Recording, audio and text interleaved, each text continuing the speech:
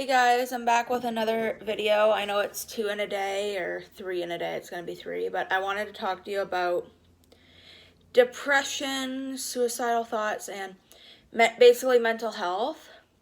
This is my life. I live with depression. I've lived with it since I was basically like really little. When I was little, I lived in a neighborhood, and my hometown is Essex, so I'm not going to give away where I used to live, but Essex, Ontario. And I lived in a neighborhood when I was little, and to the point, because I have a disability, I was bullied in the neighborhood. And when I went to school, because I was going to a high school called Western, and it was just brutal, terrible going to school, suffering with that. And then when high school hit, it was just terrible. I almost tried to end my life a few times due to being told to go kill yourself by people. And just a lot of suicidal thoughts ran through me. But I didn't let that get in the way. I've been 3 years clean. Almost 4 years since July 16th, 2016. What is it? Yeah, July 14th, 2016. And it will be 4 years this year. So, backstory, I do have a disability. I'm developmentally delayed. It means I think younger than I think I am. And I have a learning disability, so I was in a special classes for that. And I also have an IEP for schooling. In high school, the music really helped me a lot. When I was in high school, if anyone knows me, I love the band Simple Plan, as you can tell by my t-shirt. I actually, because of their music, they saved my life. So in 2015, I went to Warped Tour the first time for my birthday. It was my Sweet 16 gift from my parents because I was obsessed with the band Black Veil Brides. And I'm like, okay, I'll bring my best friend. I'm not going to mention her name. I'm going to call her Thea. I brought Thea to the concert, and we had a great time. We met Braden Berry from Say We Can Fly. We almost met Juliet Sims, but she fell off stage and twisted her ankle. And we walked around and we got a lot of merch. Almost half a week later, before the Detroit, Michigan one, I went to the Toronto, Ontario one. Detroit, Michigan at Auburn Hills came up. Simple Plan was coming to perform, and I seen it on my computer screen, and of course I screamed. My mom comes running downstairs and she goes, what the hell is going on? I'm like, Simple Plan is coming to Warped Tour.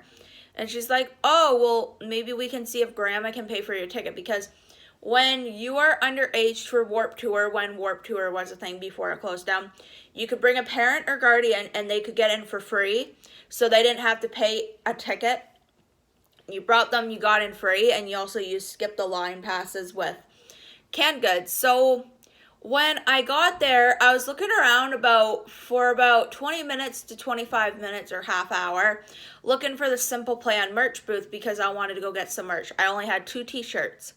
So, because my brother is a huge fan of them, we got a t-shirt for him, but this was supposed to be his t-shirt, but he doesn't wear band t-shirts, so I just stole it. I ended up taking it. So, we ended up meeting the one member, Sebastian. I can't pronounce his last name. I believe it's Lefebvre or Lefebvre. He was honestly so sweet. I got a video of him saying hi to my brother. I got a few things signed by him. And we were just talking for a few hours with him, hanging out with him. He was super chill. He was very, very sweet. We ended up staying around near the booth to meet the rest of the members, and they were very sweet. I ended up getting heat stroke, and it was just terrible. And my goal was to go see Simple Plan perform. I ended up seeing them perform, And after, I met David DeRosier, my all-time favorite member who I've had a crush on since I was little. And he actually gave me, I don't know if you can see it, but that monster thing right there, that's a sweat towel. He gave it to me, personally gave it to me, so I have that. And I got a few pictures with him that day. Very sweet, but like after that, I dated a few people and they were just, I'll get into another video with that. It was just toxic.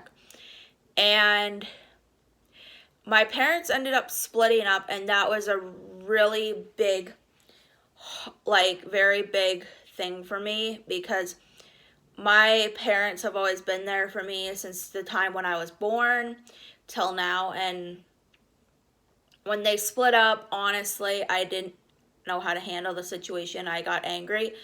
I went through like very extreme counseling after my parents broke up.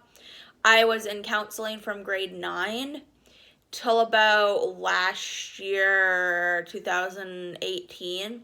So about 5 years I went through extended counseling because of everything that happened. I'm not going to get into far detail of how my parents split up, but it was just very hard on a 17-year-old when they're still in high school. My dad did volunteer at my high school. In the first few weeks of being at school, it was just tough because some people did not like my dad. They thought he was just a dick. Sorry about my language. He was just a dick. So they decided to come up to me and say, my mom did cheat on my dad, so they decided to say, your dad deserved to get cheated on, blah, blah, blah. And they made me feel like crap to the point where I didn't want to go to school anymore because of it. And I wanted to end my life a bit because of everything that's happening, because I thought when my parents split up, everything was my fault. That turned out not being true. They split up because they fell out of love. And my mom lives in Ottawa, which is close to Montreal, Quebec, and I live now in London. And it's been a roller coaster ride with depression. I've been almost 4 years clean, so I am proud of myself. So if you have depression, I recommend if you write in a journal.